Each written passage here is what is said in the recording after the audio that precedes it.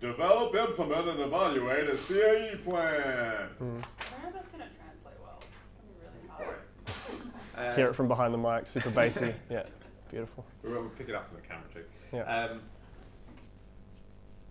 So yeah, just like talking to me. If you get tongue-tied at any point, it's fine. Just stop and take a breath and start again. I'll ramble, start again. Yeah, same thing. That's fine. Yeah, we've got plenty of space, so just go ahead and we can edit it down afterwards. Yeah. So why don't you start by introducing yourself and why you're here. Cool. My name is Jeremy Tucker. I'm the Community Awareness Officer at Headspace Rockingham over in WA. And I'm here today to answer a couple of questions about how we do things over there. And also I'm here for the men's campaign, which is coming out, which I'm eagerly awaiting. I'm part of the reference group there. Yeah. Cool. I'm going to just slightly adjust your mic. Thank you. Bit muffly. I couldn't flip because I want it to be outside, but it's the clip's around the wrong way. Yeah, so. it's a bit silly, so pull him off. Spin. I feel like it went really wrong. No, I said pull him off. Like the mic bit. Nice, beautiful. It's all on camera. Great. That's great. We captured that. Beautiful. Boom. Yay! Now we're on the outside.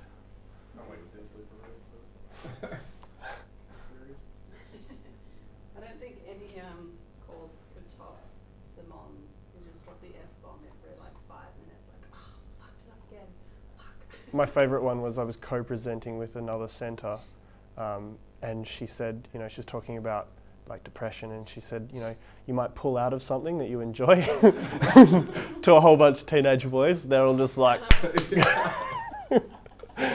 yeah, that was a good one. Even I laughed at her, but I was like, well done, that was great. So it was a good light presentation, that one though, so it's all good. Yeah. Just ruthless. Kids ruthless. Should we do that again? Yeah. Yes, Cool. please, yeah. And maybe we don't even have to talk about the file of the campaign. Maybe just say, well, this one's particularly about community awareness plans, so just say I'm going to talk about. Yeah. Cool. So my name is Jeremy. I'm the Community Awareness Officer down at Headspace Rockingham in WA, and I'm here to talk about how we do things over there, and specifically about community awareness and how we do that. Yeah. Okay. You're happy with your quality? No Very ticking? happy. No ticking? No ticking. All right. I Yeah. swear it's that other cord that goes into the camera. All right. Watch is it? What my watch was it? We recorded something rich, and it was like there was It'll weird. be a mic tick in it. I have to do mine all over again. I think it was doing these. Rich is just sitting there flicking it so he can have a practice run. Yeah. Yeah. All right. So from a Headspace perspective, what is community awareness?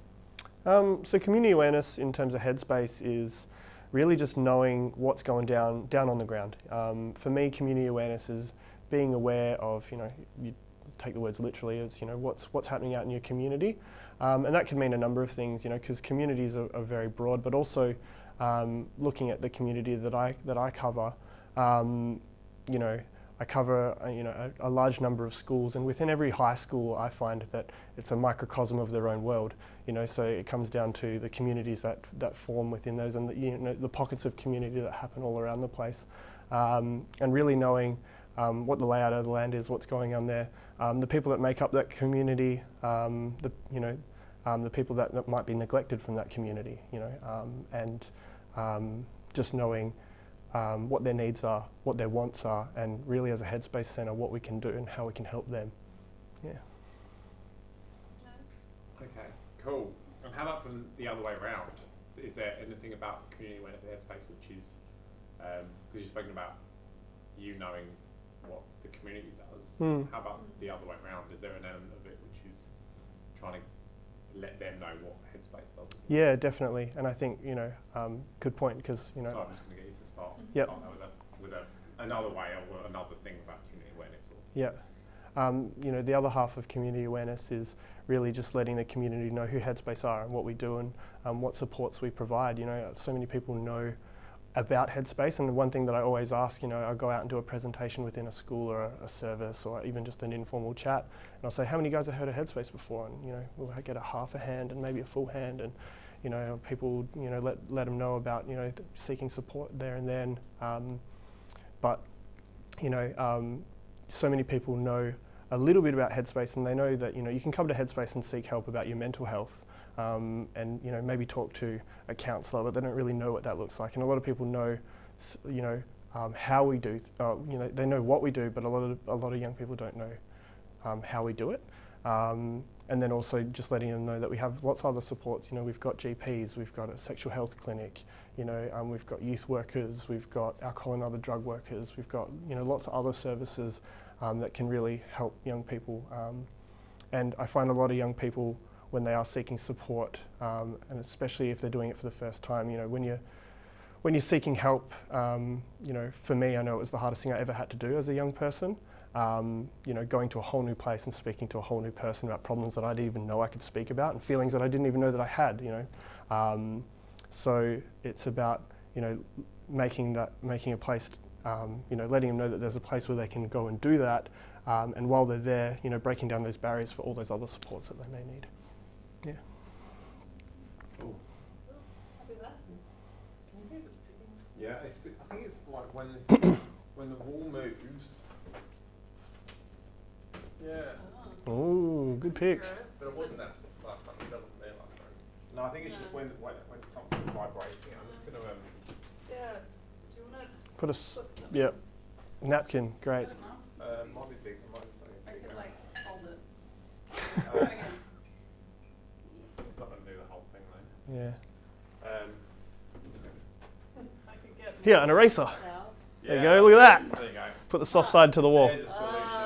Look at that. Not just a coat rack. Beauty. Lovely. Alright. Very resourceful. Alright. Good pick, team. That was good though, well done. I'm probably going to cross over into so many questions, so good luck editing. I can't wait. Yeah. So moving on, Shh. so where do you look, and who have you engaged to find out more about your community's profile? I think luckily for me, the community that I work in is the community that I live in, which I find really beneficial with my role. But when I first started at Headspace, there was a lot that I didn't know, even though I'd lived there for a very long time.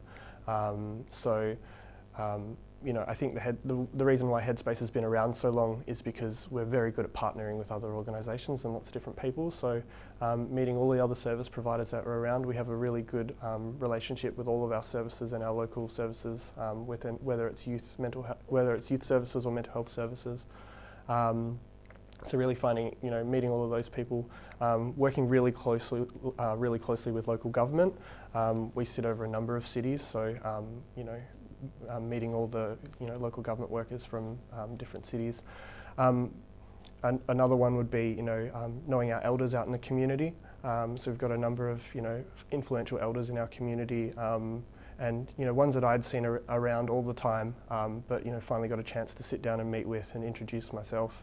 And over the years that I've been there, building up a good relationship and rapport with them. But also, as I mentioned before, Headspace, when we're talking about working out with communities, community isn't just an overarching term. There are pockets of community. So building that rapport within every school and the microcosm that is that school and the world that is that school. So building that relationship with individual schools. Yeah. Cool. Mm. Yeah. Great. Cool. For the next one, maybe answer your question to include the question. Oh yeah, if you can include the question in your answer. So Yep. I'll So ask- say it back to you. Yep. Yeah. Cool. So Can never word that. Yep. Paraphrase it back to me. Yeah. Yeah. Great, thank you. Cool.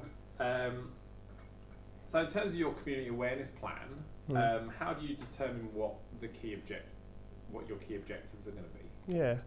So each year we sit down and develop our community awareness plan, and come up with a number of key objectives. There's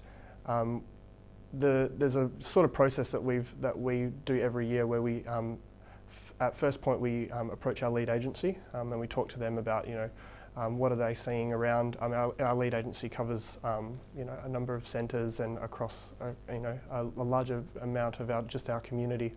So what are they seeing and what do they want to do? And then obviously looking at nationally what our targeted audiences are and where we want to be hitting and what our future campaigns that we know are coming or the ones that we've got currently. Our next step would be really to sit down, and one of the most important things and the most rewarding thing that I love doing is our next step is we sit down with our youth reference group. Over at Rockingham we have a very vibrant and big youth reference group, and I let them know that our meeting in April, every year we sit down and we do our community awareness plan, and they know it's coming. We let them know from the start of the year, and we get to, I make sure that they get their brains ticking before we sit down. We sit down and have a big meeting and talk about, what do we want to do in the year? What are you guys seeing in your schools? What are you guys seeing in your universities, in your communities, in the little pockets of the suburbs that you live? What do you guys want to achieve? What are the injustices that you're seeing? How can Headspace help? And really hearing it from them. In all my time, I found that all three of those, whether that's your lead agency, Headspace National, or our youth reference group, they align very closely most of the time, and really just coming up with a plan about how do we strategically think how we're going to get there, ways we can target it. So we meet with those three groups separately. Then we go back to our Headspace team and say, this is what, these are the wish lists that we've put out. And then right at the end, we bring everybody into the same room. We call a meeting. We get some people from our lead agency, from our team, and from our youth reference group. And we put some butcher's paper up on the wall and say, this is what we want to do, this is what we want to do, this is what we want to do. How does that fit within the Headspace National strategic objectives? We crunch it all out in one single thing. And then, we give it to somebody to type up. And then that way, we've got a plan for the year. We know where we're going. And it's really important because, within community awareness, there are so many paths you can go and there's so many opportunities that you may get. But it's really about what's going to be most beneficial to your community and how do you do that best. So, yeah. Awesome. That's so good. Awesome. Super. Can you cross that part down? Which is like, yes. No, hang on a minute. Like, what other things? Can you just introduce? Hi, I'm Richard Hunt. Yep. Maybe put the. Just give me a couple of weeks. Yeah. I didn't bring any hits to jumper. Sorry, you said no patterns. So, yeah. I've got lots of loud pattern shirts, but I thought I'd go nice and sleek. Yeah, looking sharp. Yeah. To be fair, the list of clothes you're not allowed to wear, I'm struggling to Yeah. I looked at it. I was like, what don't I have that is stripes and loud colours and patterns? It's no patterns, no solid colours. No, Yeah. this is everything. No, solid colours are good. Yeah. Solid, really? Yeah. Yeah. Oh, Yeah, it said no solid colours though. That's why. Oh, that was Verity's list. Yeah. I can't Okay. control that. Because I'm a sneaker guy, so I always wear coloured sneakers and I always match my shoes to my shirt. Oh. So I've got 100 pairs of sneakers now. I have a lot. So I'm always wearing a brightly coloured top and brightly coloured sneakers. So I was like, no colours. So 100 different tops. Yeah, I know. That's a big wardrobe. Yeah, I've got a lot, yeah. Cool. All right, let's push on. So, you kind of touched on this a little bit, but we'll go over it again anyway. What does consultation look like for you when you're creating your 12-month community awareness plan, and how do you engage young people in it? You kind of done this already. Let's not do that again. Yeah, We've already spoken about that. We really got into it. So. You've done that. So I reread over the questions this morning, so I probably answered 2 in 1. There you go. That's Hooray! efficiency right there. Yep. So in terms of evaluation, how do you evaluate your community awareness plan? Cool. So evaluating our community awareness plan is really important for us, just to make sure that we set ourselves a lot of tasks in a year. Stop you. Sorry, there's a truck going Yep. past. Cool. I'll start again. So sensitive. It's okay though. We don't seem to hear too much people. Yeah. On the phone ringing, but yeah. But you guys are doing it the right way because it's so much harder to edit out. You might as well just stop. Yeah. Just wait. We do a lot of stopping and waiting. It's actually not been too bad today. Some days you're like, for fuck's sake. Yeah. All right, that's it now. We're going to all go to pop. All right, so yeah, what's your process for evaluating your community awareness plan? Cool. So evaluating our community awareness plan is really important for us because we set a lot of tasks for our year. We set our bar really high about the things we want to achieve. And sometimes, as I said, with all of the opportunities you may get throughout the year, you sort of lose track about what you said that you were going to do in a year. So for us, evaluating it comes down to, small things like we have a big whiteboard that we keep our tasks on, and we literally cross them out. Sometimes when we feel like we've done enough of that, but it is an ongoing plan, and the work that we do is continuously ongoing. But evaluating it when we sit down after events, speaking to our youth reference group, speaking to our team, after some strategic events that we may have planned or had a say in or partnered with. We talked to a youth reference group in our team about how the event went, how we could have done it better, and also I find a lot of the time we think about we're going out and we're doing this event or this program for this reason, but then that might not translate to that young person. So what's the young person there for? What's their buy-in? And what did they take away from it as well? So sometimes it's really, when the opportunity presents and when it's appropriate, it's really awesome that if we can set out a survey and get that feedback directly from our young person, whether that's verbally and we quickly write that down, or whether we're running a stall and we quickly write that down in a notepad, or whether we, it's a bigger event and we can ask them, here's an iPad, can you do a survey? Just to get that really on the ground feedback, because otherwise we think we might be doing a great job, but what that young person takes away from the event might not be, anything that we thought, we were pushing across. So, yeah. Cool. And in terms of the, I'm just curious. Do you look at your community, your plan for the year and say, we're aiming to engage more of these people, and then look at the Tableau data? Do you actually look at that at all in terms of seeing whether your plan over the course of the year has it actually increased the number of referrals from that particular group? Or? Yeah. Our manager keeps us very up to date with the Tableau data when we're evaluating our plan, and showing pockets in our community and. Our numbers of young men and our number of Aboriginal and Torres Strait Islander young people, etc. If we're getting referrals increasing, or even if if we're getting feedback from other services that I was speaking to this young person, they mentioned Headspace, they mentioned that they met Jeremy around the corner and had a really good chat. Sometimes that data is really important as well, and trying to feed that back to the team and trying to capture that as much as we can, because sometimes a lot of the work that we do, it's just planting the seed, but once we've done that, we might be able to reap those benefits later once those young people start coming in and actually seeking help when they want to. Yeah. Fantastic. You happy, Rich? Yeah. Okay, this is the last question then from this section. Yep. Yeah. So, what particular resources have you found useful when you built your community awareness plan? What particular resources have you found useful for building community awareness?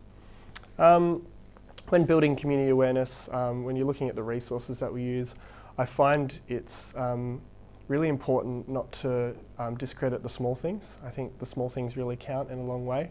For instance, when we're running an event, when we're running a stall, when we're at a school, sometimes it's the littlest things that people take away, whether that's a small wallet card or a wristband or a lollipop, really just to sow those seeds about who Headspace are. And I find when we're doing an event, no matter what that is, you'll get parents who'll come up and grab a number of things for their young person, whether they're worried about them, whether they just want them to have it. But often when you're doing an event, you might get a group of young people who come up and they might feel bad about taking something, whether that's they don't know what they can take, or that might be internalized stigma, and they don't want to do it in front of their friends sometimes. So they'll have a look about everything we've got, and they'll smile and nod, and they'll have a great conversation with you, and then they'll walk away. And then you might get one person who comes back and grabs a card and runs away and sticks it in their pocket. So I find those are the resources that count a lot for me. On my lanyard, I've got wallet cards with emergency numbers eHeadspace, our number on the back, and we've just recently made them so it's an appointment card on one side and then all of the numbers on the back. And I find I'm always carrying them around my lanyard and always handing those out, and they're really important and really beneficial. And especially with the work that I do, I'm always talking about, seeking help for yourself is sometimes the hardest thing you'll ever do. And a lot of the times, it's a can of worms that you don't want to open. But when you're ready, it's nice to have that there and then. So, yeah. Cool. I just had a thought, and I don't know if this is something that you've already covered, Rich, but do you talk about what's in the plan? Like, yeah, like it's more of a practical thing. Like, in the plan, I'm talking like I know what's in the plan. I have no idea what's in it, but and I wonder if someone else is going to have that same question. Yeah. That's not it. Where is it? Is it okay? I mean, maybe you could localize it and talk about what's in your plan, or Yeah, I mean, I do, but it's worth talking about. I mean, I talk about the stuff that, like, identify community needs, target audiences, key objectives, yeah, cool. timeline of events, stuff like that. Yeah. But like, what is a key objective? Is that about we want to run this many events in a year, or is it we want to increase the engagement with young men, or is it something completely different? Like, Yeah. It's important to talk about because you set yourself this, it's like setting goals. It's a goal and a SMART goal. You know what I mean? Yeah. So. Okay, so why don't we go from that on from that question? So how about what are the important things for you to include in your community awareness plan? Yeah, I think when you're setting your key objectives for a community awareness plan, it's important to think about, obviously you set yourself goals for the year, but goals can be like, this is a unachievable goal with no end, or this is a SMART goal where we think this is something that we can really do. So when we're sitting down with our plan, with our youth reference group, our lead agency and our team, they might say, this is what we want to do. And then it's like really nutting it down to be like, okay, so what does that look like? How do you achieve that? So for instance, in our community, we have a large Polynesian community that are in dire need of some support, and how do we target that? So looking at this is our community in need that we want to focus on.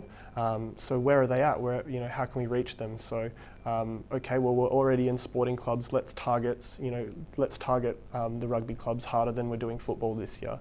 Let's look at some faith-based communities that are around, and we know that there's high numbers of young people that are wanting some support there and needing some support but might not know about us.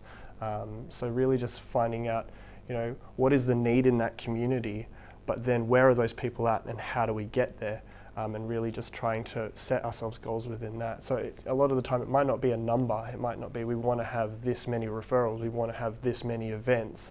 It's about we need to increase our profile here, so let's do that.